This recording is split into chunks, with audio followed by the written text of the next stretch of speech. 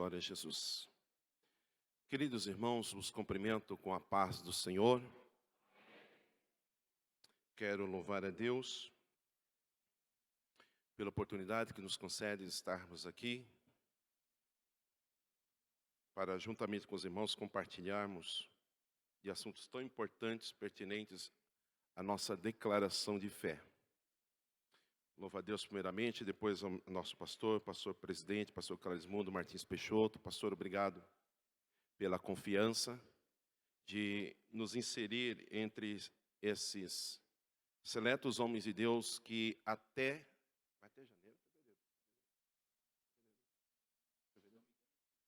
final de janeiro, comecinho de fevereiro, que estará ministrando aqui todos os tópicos, todos os itens da nossa declaração de fé. Eu, com muita humildade, eu louvo a Deus pelo privilégio de estar entre estes homens que aqui estarão ministrando também juntamente conosco e compartilhando desses temas tão importantes, tão caríssimos para a nossa igreja atualmente. Queridos, eu nessa noite estarei ministrando o capítulo 2, que vai versar sobre Deus, ou a doutrina de Deus. Doutrina é um conjunto de ensinos, de ensinamentos, sobre Deus. O que nós ensinamos sobre Deus, o que nós cremos, o que nós pregamos, a sua existência, o seu poder, seus atributos, seus nomes, a sua criação. Nós estaremos falando sobre isso, É lógico que rapidamente nós temos uma hora e pouquinho para estar ministrando, e nós vamos dar uma passada no que diz com respeito a isso. Mas eu quero convidar os irmãos a tomar como um dos textos que é sugerido pela declaração de fé, livro do profeta Isaías, no capítulo 45.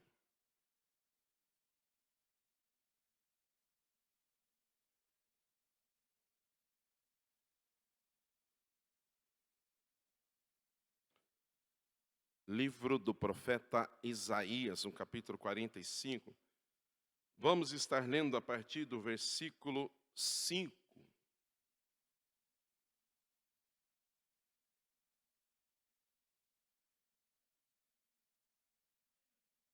Livro do profeta Isaías, capítulo 45, a partir do versículo 5. Amém? Diz assim: Eu sou o Senhor, e não há outro fora de mim.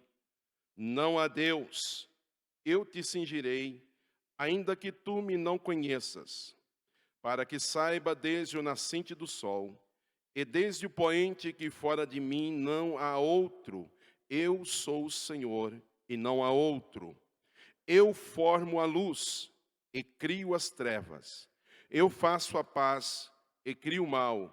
Eu, o Senhor, faço todas essas coisas. Descilai vós, céus, dessas alturas, e as nuvens chovam justiça. Abra-se a terra, e produza-se salvação, e a justiça frutifique juntamente. Eu, o Senhor, as criei. Ai daqueles que contendem com o seu Criador, caco entre outros cacos de barro. Porventura, dirá o barro ao que o formou: que fazes? Ou a tua obra não tens mãos?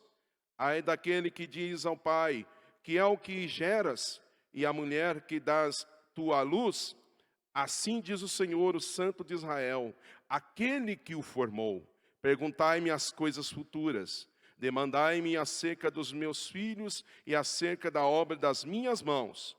Eu fiz a terra e criei nela o homem, e eu fiz as minhas mãos estender os céus, e a todos os seus exércitos dei as minhas ordens. Amém. Você pode dizer amém nessa noite? Você crê nessa palavra? Glória a Jesus. Eu confesso, irmãos, que eu me sinto pequeno para falar sobre um ser tão grande, tão magistral como Deus. Porque, irmãos, o dia que um ser humano entender Deus, o dia que um ser humano colocar Deus em um livro, conseguir interpretar Deus, ele deixa de ser Deus. Mas como ele é Deus, ele é infinito. Por mais que você fale, por mais que você versa sobre ele, você nunca vai entender Deus na sua totalidade. Nunca, jamais.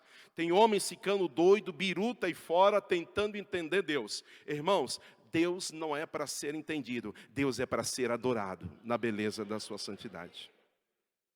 Lá na frente, na eternidade, será revelada para nós quem verdadeiramente é Deus. Enquanto nós estivermos nessa condição mortal, falível, nós jamais entenderemos quem é esse Deus. Eu gostaria então já de começar o primeiro quadro, irmão Josué. Pastor, eu vou tirar o microfone, posso? Vamos começar sobre... Eu vou começar na declaração de fé, tem 6 tópicos aí. Vou começar sobre a questão da existência de Deus, a questão que fala sobre a criação, que é um dos temas mais pegados hoje em dia. Depois tem os atributos morais, espirituais de Deus que nós bem conhecemos. Mas uma parte muito debatida, muito falada, por isso que a declaração de fé veio aí, que está criando muita confusão, é a questão da existência de Deus e a questão da criação, não só do universo, mas do homem, da formação do homem e assim por diante. Então, irmãos, começando aí, o credo niceno inicia-se com uma declaração de fé em Deus como Criador. Os irmãos sabem que o credo niceno foi a primeira declaração de fé que o cristianismo compôs. Havia algumas interpretações que corriam nessa época, de um bispo chamado Ário, que dizia e pregava por muitos lugares, principalmente na África, os lugares, que Jesus não era tão Deus, ou não era Deus. Era um Deus menor. Isso estava criando uma confusão doutrinária nas igrejas de então, né? Que alguns estavam aceitando esse novo ensinamento, outros não. Aí foi necessário, no ano 325, sob a égide, sob a tutela do imperador Constantino, que havia se convertido no ano 313 ao Evangelho, ele custeou o primeiro concílio com mais de 300, de 300 bispos de todos os lugares do mundo de então, para poder tratar pela primeira vez de um tema que estava dividindo a cristandade, o cristianismo, que era a questão da divindade de Jesus. Então, nesse concílio em 325, um eminente teólogo, muito inteligente, chamado Atanásio, tá? Ele redigiu o primeiro declaração de fé que o cristianismo tem. Juntamente com Tertuliano também, que foram os 2 maiores teólogos, que trabalharam nessa questão. Então, o credo niceno, que é a primeira declaração de fé, começa dizendo: creio em Deus Pai Todo-Poderoso, Criador do céu e da terra. Com base nessa premissa, quer dizer, nesse ensino, o cristianismo, através dos séculos, ensinou quanto a Deus e a criação. O que ensinou através dos séculos, através dessa declaração de fé? Deus é a fonte de tudo que existe. Nada que existe, existiria se não fosse por Deus. Tudo vem de Deus. Não é assim que diz a palavra? Ele, através dele, por ele, se não fosse por ele, nada viria, nada existiria. Isso nós cremos, isso é pontual, amém? B, Deus criou tudo pela sua vontade. Ele quis criar e pronto. Ele não dependeu de nada. Ele não foi incentivado, ele não foi obrigado a fazer nada. Ele criou na sua vontade. C, Deus criou com propósito o universo, o planeta Terra, o ser humano, a natureza, tudo foi criado com propósito por Deus. E D, todas as criaturas são dependentes de Deus. Eu dependo de Deus, você depende de Deus. Todos nós dependemos de Deus. Até o ateu, aquela pessoa que prega contra Deus, nos últimos momentos da vida dele, você ouve testemunhos, né, de vários deles no momento final, eles clamam, gritando nos seus momentos final: meu Deus, meu Deus, meu Deus. Então todos nós somos dependentes de Deus, assim ensinou o cristianismo e assim ensina. Amém? Continuando. Agora, com respeito dentro da existência de Deus, a partir do século XVI, entretanto, as dúvidas e os questionamentos com relação à doutrina da criação começaram a ser pronunciadas. Desde então, um fluxo de efeito surgiu em todos os ramos científicos, ora desqualificando o ato criativo de Deus, ora pondo em dúvidas a sua existência. Irmãos, até o século XVI, o mundo, nós podemos dizer assim, era teocrático. Tudo que se produziu na humanidade, na literatura, nas artes, na música, escultura, tudo tinha Deus como centro. Tinha a Bíblia como centro. Se vocês pegarem as músicas do período, né, da Idade Média, você vai ver que são músicas sacras. Se você pegar a escultura dos escultores, dos artistas da Idade Média até o século XVI, eles esculpem o quê? Profetas, anjos. A literatura, tudo que se produziu era teocêntrico, teocrático.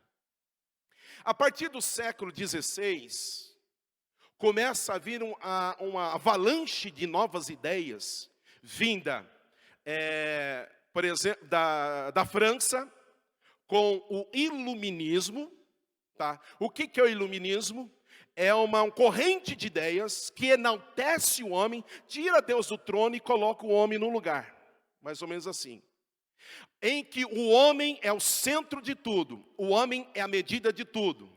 Há um pensamento, uma frase de um filósofo dessa época, chamado René Descartes, que ele mesmo fala: o homem é a medida de todas as coisas. Não é mais Deus, mas agora é a razão, é o homem que agora que raciocina, que vê se aquilo é verdade ou não. É ele que diz, que dá a palavra final. E nesse período também, na Itália, há o renascentismo. O renascentismo é mais para as artes, a música, as artes plásticas, as artes cênicas, mas que de certa forma também mudou o pensamento do mundo. A partir de agora, olha, são 16 séculos, ninguém havia questionado a existência de Deus e sobre Deus ter criado um mundo e o homem. Mas a partir do século XVI, começaram a haver os questionamentos. Continuando, esta postura científica alterou profundamente as visões sobre o homem e a natureza. A seguir, uma demonstração de como as dúvidas a respeito de Deus, como Criador, têm se infiltrado nas principais questões científicas e sociais. Nós vamos ver como que afetou, como que essa avalanche de ideias novas que surgiu no mundo, afetou as diferentes áreas do homem. Próximo. Vamos ver na astronomia. Na astronomia, a partir daí, a Terra deixou de ser considerado o centro do universo para ser apenas um dentre os muitos planetas e corpos celestes. Até aqui, irmãos, nos choca com a nossa fé. Porque o pensamento da Idade Média é que a Terra era tudo, era o centro de tudo. Inclusive, eles pensavam até então que é o Sol, que girava em torno da Terra, e não a Terra em torno do Sol, porque era tão importante a Terra, mas através de Galileu Galilei, com seus telescópios, ele descobriu que a Terra não era sozinha, que a Terra não era o centro do universo. Em 1633, ele foi chamado pela Inquisição para poder abrir mão desse ensino, senão ele morreria. Então, a Terra não é mais o centro do universo. Aí tudo bem. Próximo. Na geologia, geologia é a ciência que estuda a formação das terras. Terra, logia, estudo da terra. Tá? Aí a idade bíblica do planeta e da criação é questionada. Porque nós sabemos pela Bíblia, irmãos, se você pegar desde a criação do homem até hoje, é a contagem que Israel conta até hoje. A história da criação e do homem não chega ainda a 7.000 anos. É a idade bíblica. Alguns teólogos, alguns escritores dizem que a Terra pode chegar próximo a 10.000 anos. Mas o que se crê é que Deus formou o mundo em 7 dias, em 6 dias. Eles não acreditam como pode criar tanta coisa. É muito complexo o universo, a Terra, em apenas 6 dias. Como? É só o nosso Deus que pode fazer isso. E depois, no 7º dia, criar o homem. Então, na contagem bíblica, o planeta Terra está no mais ou menos no ano 6.778, pela contagem de Israel. Então, isso aqui já é questionado. Eles não acreditam. Aí eles lançam que a Terra surgiu há 4 bilhões e meio de anos atrás. E que o universo surgiu há 13,8 bilhões de anos atrás. Quem estava lá para saber disso? Mas há um monte de gente que acredita nisso. Então, já questiona a idade da Terra. Próximo. Na biologia, a ciência que estuda a vida, a teoria da evolução das espécies, que nós estaremos falando rapidamente aqui, de Darwin, ela torna-se a explicação geral para a origem de todas as coisas. Tudo que é vida, tudo que é ser vivo, não vem de Deus. Segundo a biologia, a partir do século XVI, é natural, o que é? É vindo de uma progressão. Desde um simples ser unicelular, para esse complexo que é o homem, o ser humano, que é um elefante, que é uma baleia. Assim acredita a ciência. Próximo. Na antropologia. Antropologia é o estudo do homem, ou do comportamento humano, do homem. Dúvida ou mesmo negação quanto à participação divina na origem da humanidade. Segundo a antropologia atual, o homem não é feito por Deus. Não foi Deus que fez o homem. Acabamos de ler. Eu criei o homem. Isaías 45. Assim a igreja crê e assim nós pregamos. Amém? Segundo essa nova concepção, nós também somos produtos de uma evolução. Que era um ser unicelular e depois saiu do mar, criou guelras. Depois de guelras, sai do mar, cria rasteja, depois cria pernas, vai criando, cria mais outro braço, vai indo, daqui a pouco ele está um pouco ereto, vai indo, cria pelos, depois de pelo, aí vira esse ser humano maravilhoso. Em outras palavras, eles estão dizendo que eu e você viemos do bichinho da goiaba. O bichinho da goiaba, aquele bichinho, ele é unicelular. Quem estuda biologia sabe disso, que eles pegam esses, principalmente o bichinho da goiaba, do feijão e do arroz, para poder estudar as primeiras coisas de célula, unicelular. Você acha que você é produto do bichinho da goiaba, irmão? Ou das mãos criadoras de Deus? Façamos o homem, glória seja dada a nós. Glória a Jesus, aleluia. Caminhando. Na ciência do comportamento, o que muda aí?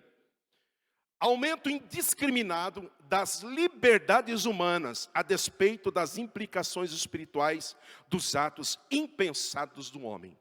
Como eles estão tirando Deus de tudo, da escola, da família, da sociedade, você não tem o que temer. Não existe um juízo final, você não presta conta. Então hoje as liberdades individuais, elas estão exacerbadas. Você faz o que quiser, você toma o que quiser, você usa o que quiser, você casa com quem você quiser, você é dono do seu nariz e ninguém tem a ver com isso. Este é o ensino da atualidade. As liberdades, aumento indiscriminado das liberdades humanas. Amém? Caminhando aqui. O que a Bíblia diz sobre Deus? Eu gostaria que você lesse comigo. Vai lá. 1, 2, 3.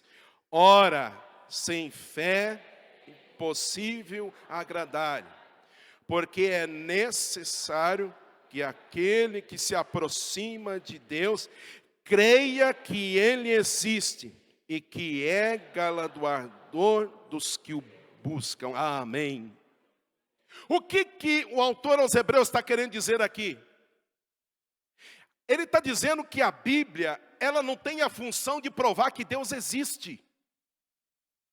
Deus não escreveu a Bíblia para provar que Ele existe. É lógico que você pode usar ela para provar que Ele existe, mas não é essa a finalidade. Aqui está o meio de você entrar em comunhão com Ele.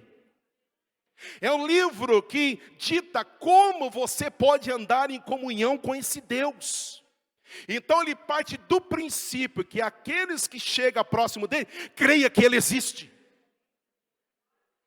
Ele não tem problema nenhum se você crê ou não crê, né? Porque Ele continua sendo Deus. Mas se você crê, você tem comunhão com Ele. Isso que Ele está querendo dizer. Ah, mas a Bíblia tem a finalidade de provar a existência. Não, não. Aqui está o necessário para a comunhão de Deus com o ser humano. A Bíblia foi escrita para isso, com essa finalidade. Então, tem que partir do pressuposto que Ele existe, que Ele é real. E que Ele é galardoador dos que o buscam. Olha que coisa linda. Não só é real, como Ele é galardoador. Ele recompensa. Até porque, filosoficamente, Deus não se encaixa dentro da palavra existência. Sabia? Nós ensinamos isso em filosofia. Até os professores das escolas seculares, das faculdades.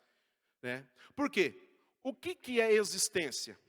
Se você pegar o dicionário, é aquilo ou aquele ser que tem um começo, um meio e um fim. Aonde Deus encaixa aí?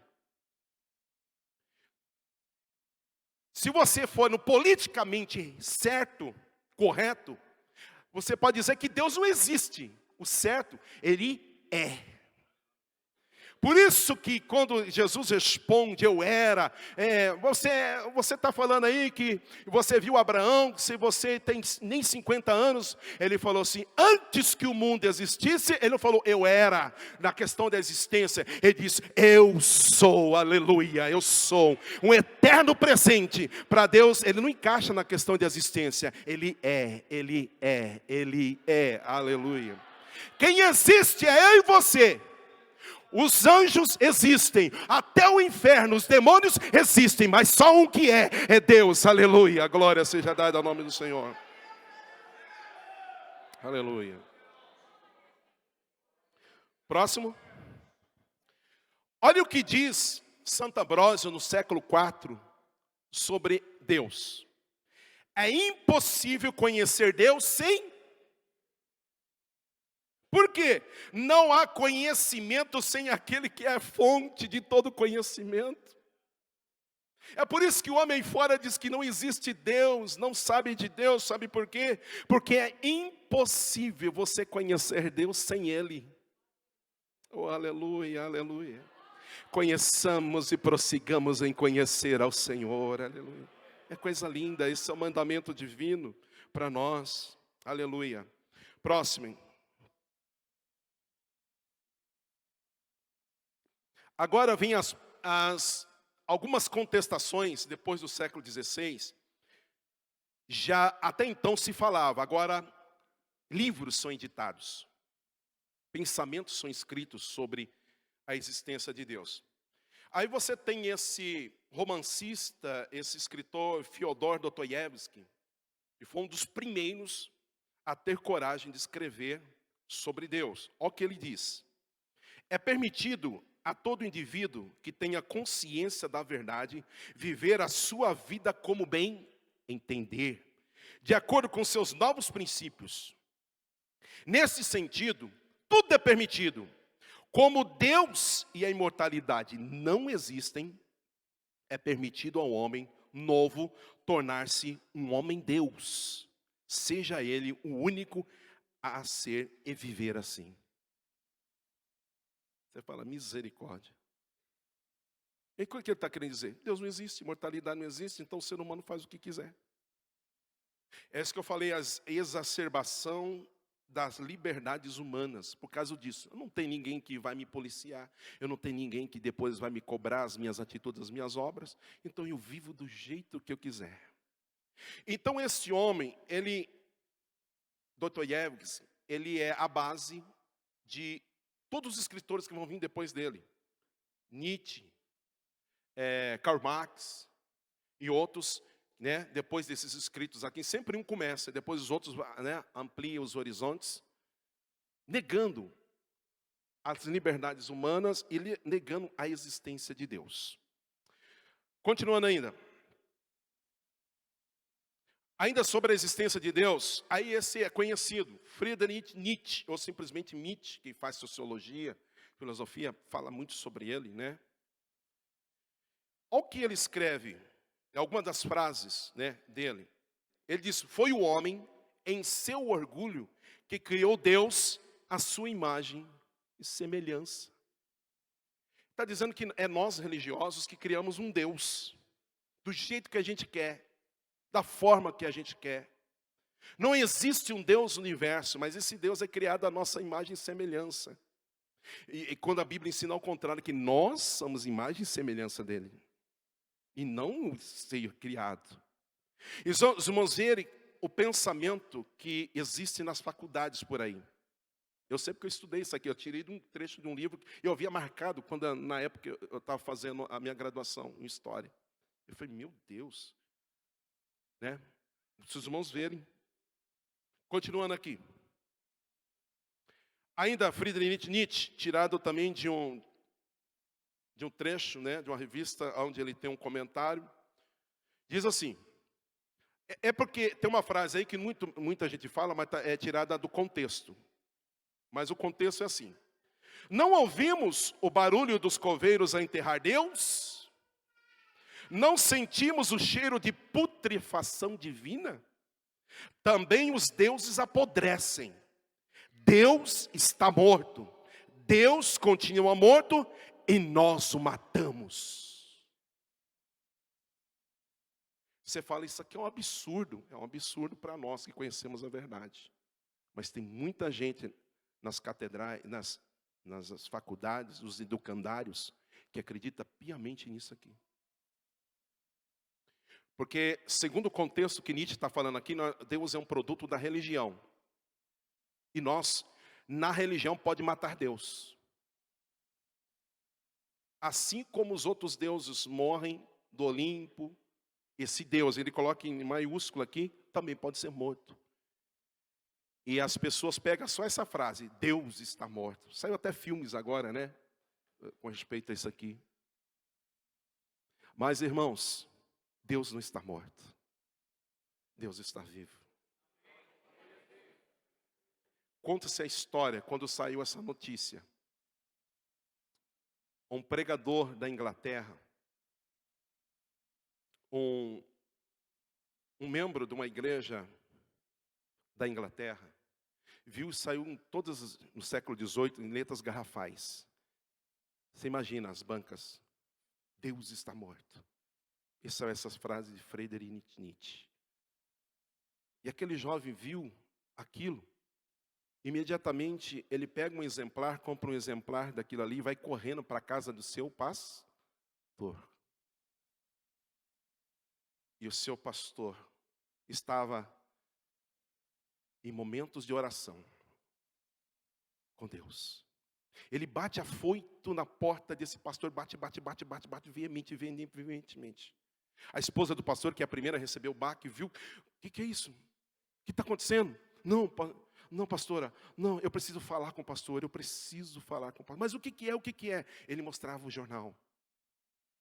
O que é? Deus está morto. Deus está morto. E insistia em falar com o pastor, e ela olhou, sorriu, mas ele está agora em oração, ele está lá em momento de comunhão com ele, é o período dele de devocional pela manhã. E o pastor, ouvindo aqueles barulhos, saiu do seu quarto e viu o que aconteceu. O que está acontecendo, esposa? Aí veio, pastor, olha aqui. Deus está morto. Deus está morto.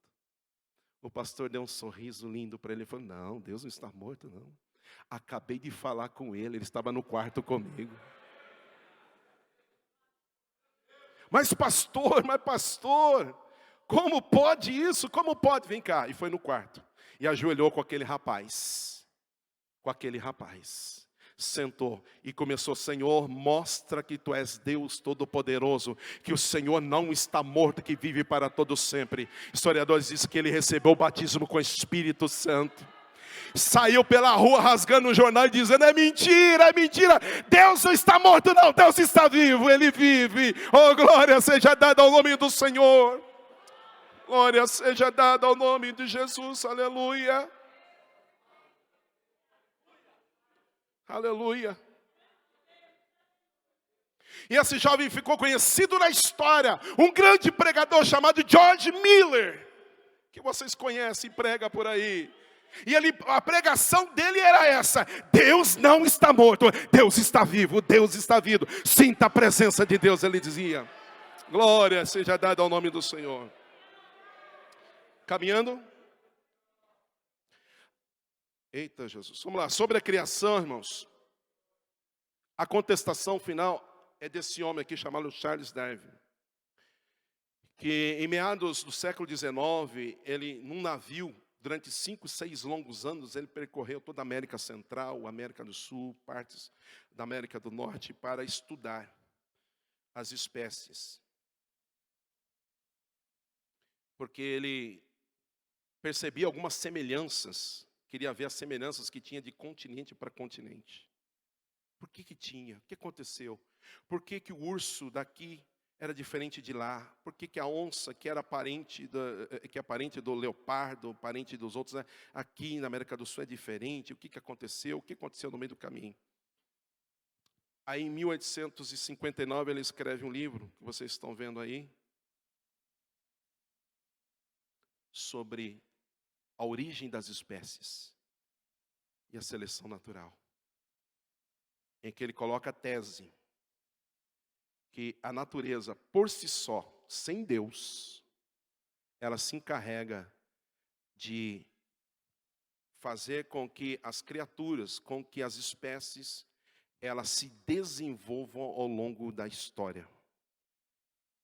De um simples célula, uma coisa muito simples, até uma coisa grandiosa.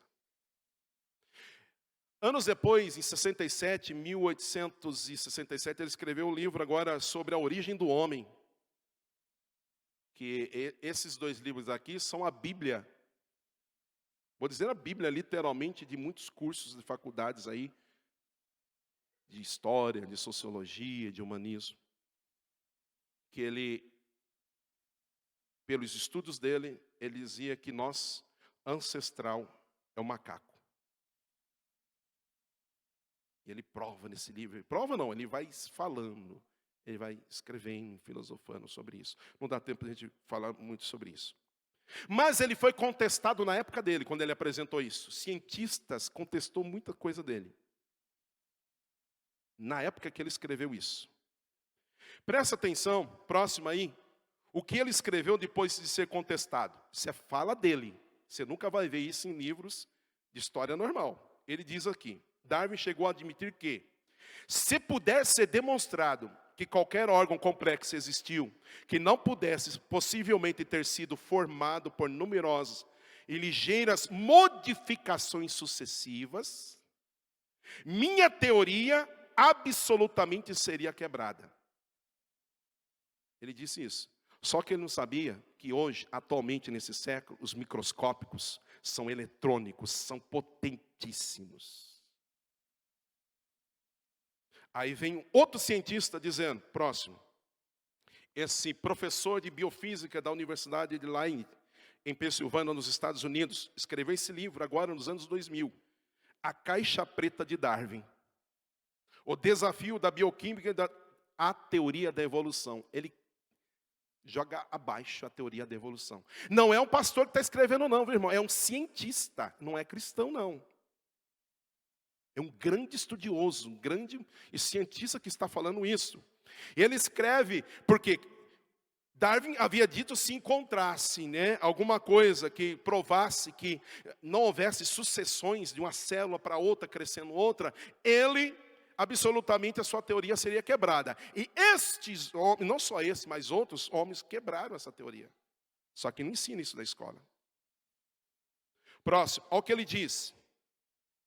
A teoria de Darwin está baseada não somente em informações errôneas ou falsas, mas na falta de informações.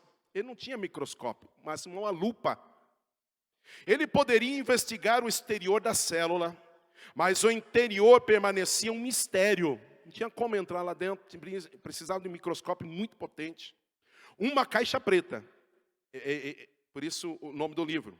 Logo, Darwin falhou em aplicar suas descobertas sobre a simplicidade exterior de uma célula, sem considerar a complexidade aguda do interior da mesma célula. Somente os avanços recentes na biologia molecular e celular abriram esta caixa preta, descortinando um mundo de complexidades inatingíveis a Darwin. Tal evidência refuta o modelo evolucionário que parte do simples ao complexo de Darwin. Está dizendo que não existe evolução, provado pela ciência. Próximo. Aí ele continua, aí pensemos assim, se a espécie A evoluiu gradativamente até ser espécie D, A a D, não é isso? Ao longo dos milhões de anos, e nós encontramos fósseis tanto de A e de B, porque ele diz que A evoluiu para D. Deveríamos esperar pelos fósseis de quê? B e C. Não é isso? Se Darwin fala assim, A se tornou D, cadê os fósseis do meio? Isso que ele questiona. No entanto, não há evidências fossilizadas da evolução. Concluo que a ausência destes fósseis transicionais, quer dizer, se vai evoluindo, existe uma transição, que apoiariam a ideia de uma evolução intermediária e gradual, como Darwin defende, evidencia contra o modelo de evolução gradualista de Darwin e Dawkins. Pronto. Se o homem é produto do macaco, se ele evoluiu para homem, por que ainda tem macaco?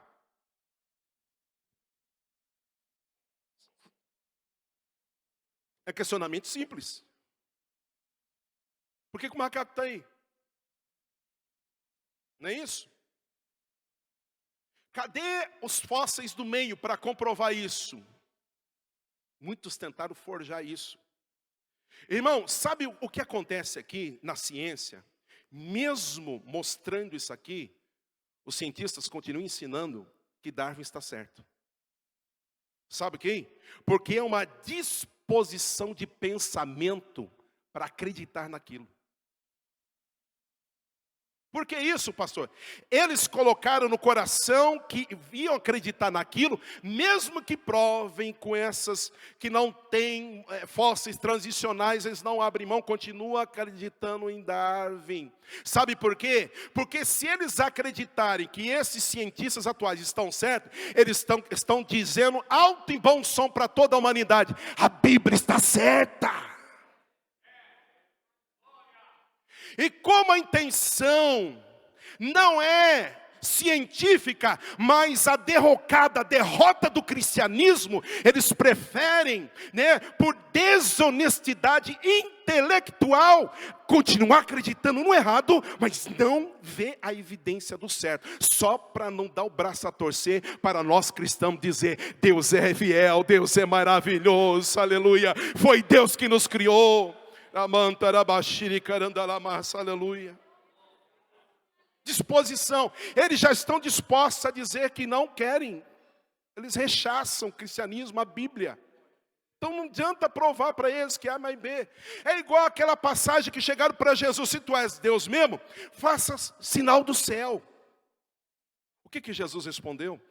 a esta geração não vou dar nenhum sinal, a não ser o sinal de Jonas. Que é o sinal de Jonas? De 3 dias dentro do peixe e voltou. Quer dizer, 3 dias morto e ressuscitou. Por que Jesus não deu nenhum sinal? Porque se Jesus, mesmo dando sinal, fazendo fogo cair do céu, você acha que aqueles fariseus, saduceus e hebreus iria acreditar em Jesus como Messias de Israel? Não. Mesmo Jesus mostrando sinais, a disposição do pensamento deles era de rejeitar a Cristo de qualquer forma. Então é assim, irmãos. Infelizmente existe uma desonestidade intelectual de muita gente que está nas faculdades para reconhecer isso aqui, ó. Não é pastor que escreveu isso aqui, são cientistas sérios. Nós estamos certos, viu, irmão? Você sabia disso? Nós estamos pregando certo, ensinando nossos filhos certos. Foi Deus que criou, Deus existe. Tudo foi criado por Ele e para Ele. Sem Ele nada do que foi feito seria. Oh, aleluia, aleluia. Fique convicto disso. Continuando aí.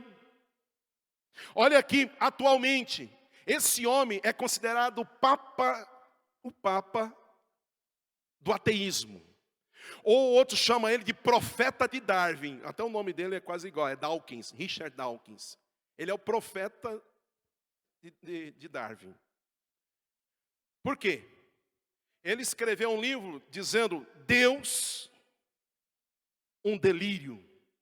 Que ele diz que esse negócio de Deus é para gente doida, é para louco, é loucura, é devaneio humano.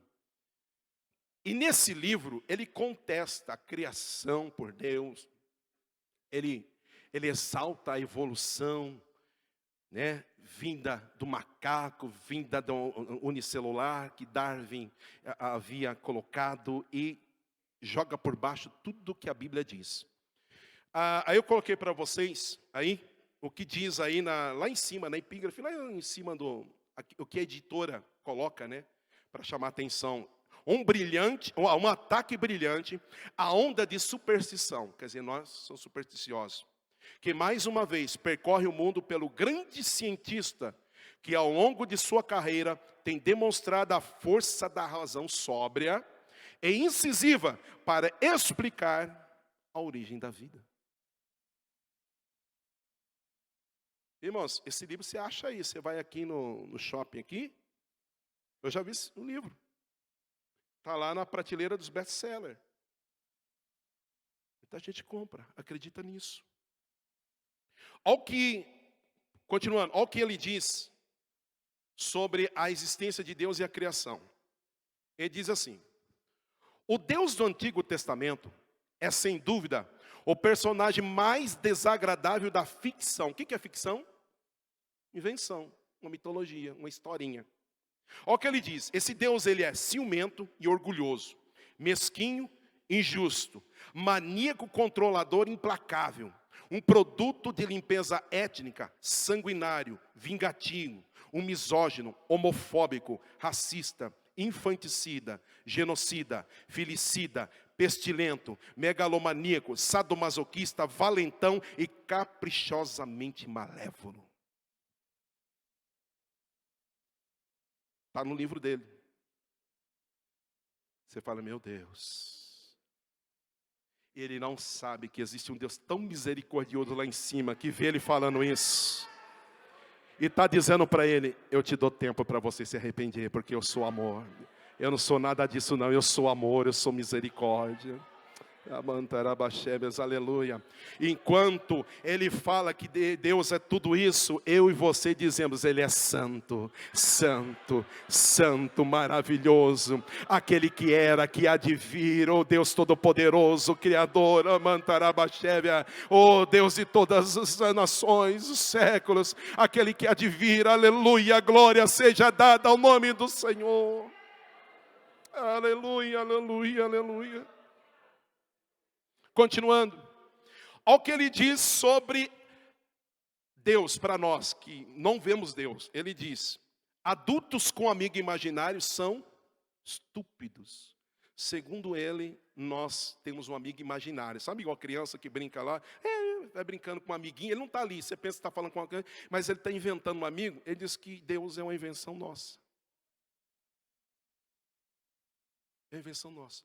Mas agora, assim como o outro foi contestado, vocês vão ver também que existiu outro na mesma altura dele, no mesmo naipe dele, que não é cristão também, tá? Eu podia trazer cristão, parece eu falar, mas é cristão, é pastor? Não, um cientista também que vai contra ele. Esse cientista que está aí, não apareceu o nome dele aqui, é chamado Alistair McGrath. Olha só quem é esse homem. Olha esse homem. Esta é a primeira refutação em formato de livro de Richard Dawkins. Ele está contestando esse homem que eu acabei de falar. Dawkins é talvez o ateu mais famoso do mundo, destacando-se pelas suas perspectivas controversas e hostis sobre religião e Deus. Confrontando-as, a presente obra ataca admiravelmente alguns dos pressupostos centrais de Dawkins, como o conflito entre a ciência e a religião, é a teoria da evolução e o papel da ciência na explicação do mundo, demonstrando magistralmente a sua insustentabilidade do que ele ensina no livro. Neste livro notável, o cientista Alistair McGrath, professor da Universidade de Oxford, uma das maiores universidades do mundo, biólogo, doutor em biofísica molecular, ele é mais que o Richard Dawkins, que é apenas biólogo. O que o torna particularmente habilitado para escrever este livro, desafia Dawkins no seu próprio e sagrado terreno. Olha só, tem a mesma formação. Mais ainda, a argumentação biológica e racional, e consegue assim desarmar o mestre. Oh, aleluia. Então eu continuo convicto que Deus é Deus. Que eu não vim do bichinho da goiaba, não. Que eu não sou produto do macaco, não. Que eu vim de Deus, o Senhor Todo-Poderoso. Que até a ciência está mostrando isso. Glória a Jesus. Misericórdia. Deixa eu caminhar aqui, irmãos. Passa um próximo aqui, eu só vou comentar. Ainda sobre a criação, esse rapaz aqui é um padre. Ele foi o pai da teoria do Big Bang. Sabiam disso? Georges Maitre. É Georges, porque eu fui ver a pronúncia, não é em inglês, né, é belga. Georges Maitre. Um padre físico, astrofísico, que pela primeira vez propõe, né, a expansão do universo através de uma grande explosão. Só que, na dele, ele coloca Deus como propulsor dessa explosão. Nós não temos dificuldade de acreditar que houve um Big Bang, nós cristãos, sabiam disso? Só que nós não acreditamos que não veio do nada. Por acaso explodiu, por acaso surgiu os planetas, por acaso surgiu a Terra, por acaso surgiu vida, e por acaso está eu e você aqui. É que a teoria atual do Big Bang acredita. Então, ele coloca Deus, ele concilia a fé católica, a fé cristã, e diz que há um Deus, a fé primária, que há um Criador atrás de tudo isso. Só que, atualmente, vê como essa teoria ficou. Próxima. Isso aqui, irmãos, eu tirei de um livro de ciências que chegou na escola agora, do 8º ano. 8º ano, antiga 7ª série, que vai ser ministrada aos alunos da rede estadual de ensino. Aí eu peguei na página 147 que fala sobre a criação do universo. Olha o que ensina nos livros de ciências na escola. Segundo a história, houve uma grande explosão no espaço, o Big Bang, em que um átomo primordial se expandiu. Deus já tirou daqui. Como resultado da explosão, uma esfera incandescente se resfriou, originando o universo. Em virtude dessa explosão, reações químicas foram se desencadeando, formando micro-organismos que evoluíram até chegar ao que conhecemos como homem. Olha o que está no livro de ciências, que a nossa garotada aprende. É por isso que eu falo, irmãos, a garotada tem que estar na escola dominical. Porque lá eles vão aprender sobre isso. Vão tirar Deus da história. Aqui eles aprendem, não, existe um Deus que criou todas as coisas. A criançada precisa aprender sobre isso, irmãos. Glória seja dada ao nome do Senhor. O que diz a Bíblia? Próximo. Eu vou caminhar, não dá tempo de eu comentar sobre Richard Dawkins, mas isso. Vamos ver o que diz a Bíblia sobre a criação, em Hebreus 11:3, todo mundo. 1, 2, 3. Pela fé,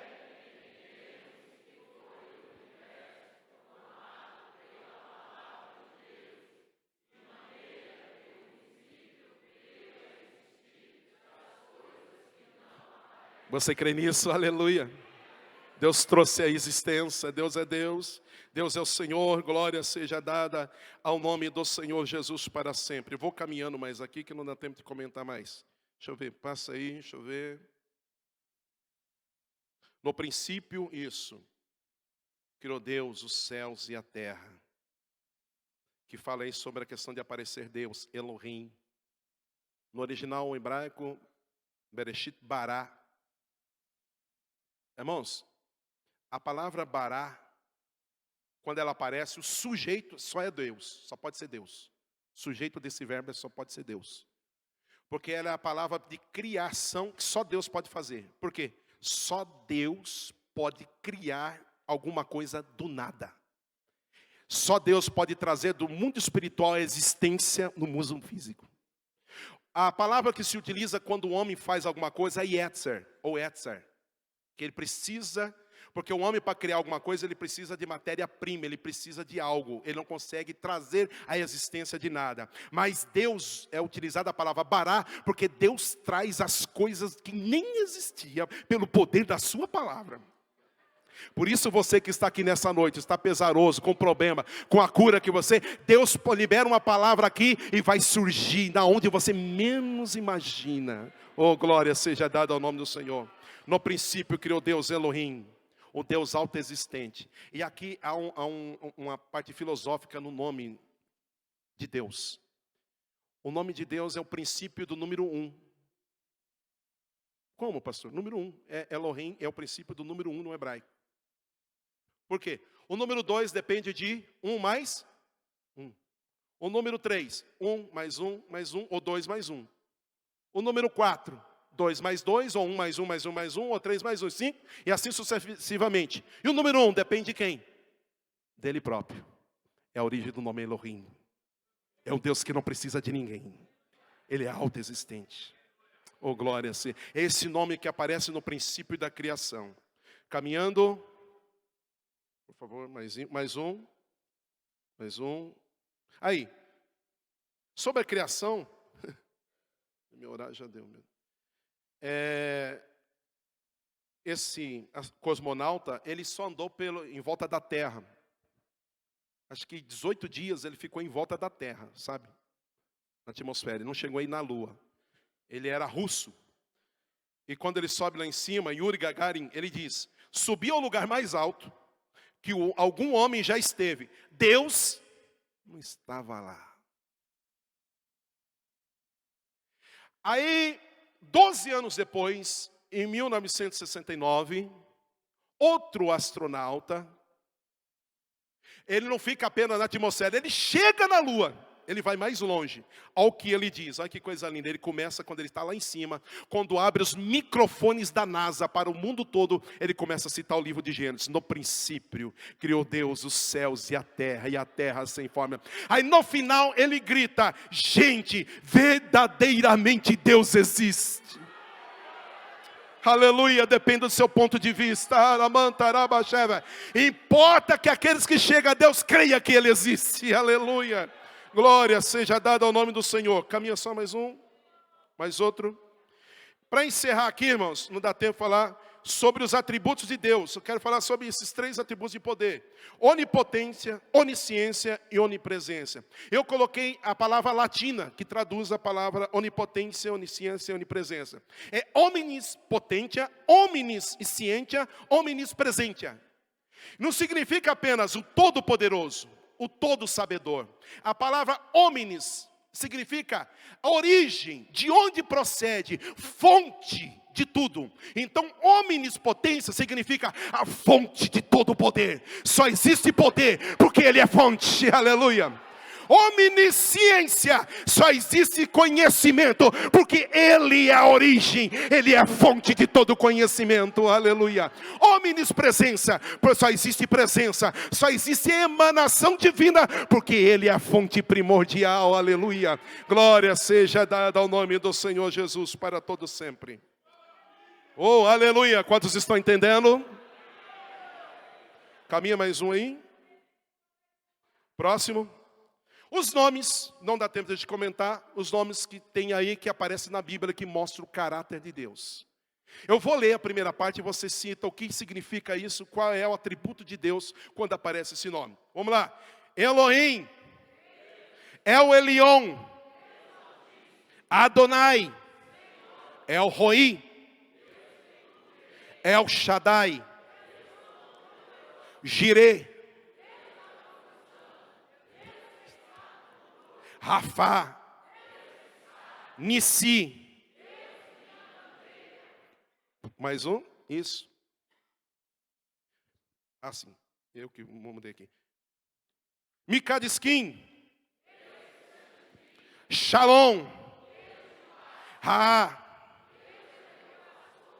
Shama, Sidikenu, Gelá, Sabaô. Aleluia. E agora vamos ver no Novo Testamento como aparece. Vamos ler? 1, 2, 3. No Novo Testamento ele é o Alfa.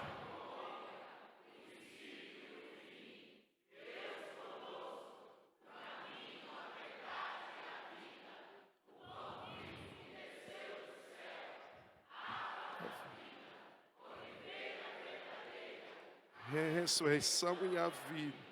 O bom pastor, o ancião de dias, Rei dos reis e Senhor dos senhores. Saramantara.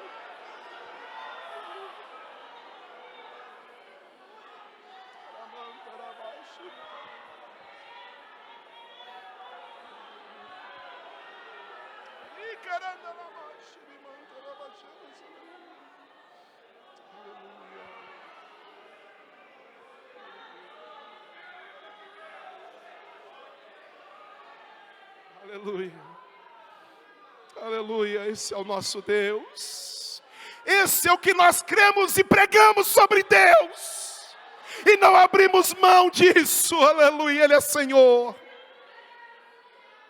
Para concluir, o que diz a nossa declaração de fé, vamos ler o que diz sobre Deus, o que cremos, todos, 1, 2, 3, cremos que Deus é um ser pessoal, com atributos naturais, morais e de poder, que Deus é o supremo ser, criador dos céus e da terra, que Ele é o Deus Pai de nosso Senhor Jesus Cristo, que Ele é o Espírito doador e mantenedor de toda a vida, que Ele é o Deus Altíssimo, Senhor, e o único Deus verdadeiro, e que não há outro além dele. Você pode dizer amém?